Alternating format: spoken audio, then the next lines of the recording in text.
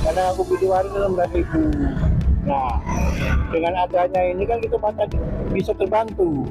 Agak murah. Kalau saya kadang-kadang beli 2 karung, beli 1 karung. Nah ini kalau karena duitnya pas-pasan, pas karung belinya. Nah, inilah yang namanya hidup pas-pasan.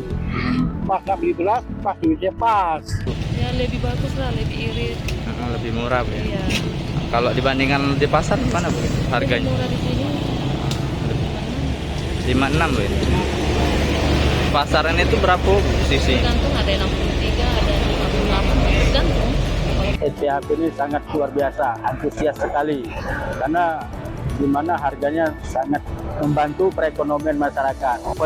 Kita penjualan SPHP ini itu full dari hari Senin sampai Minggu. 1 minggu itu full Pak, dari pagi sampai sore.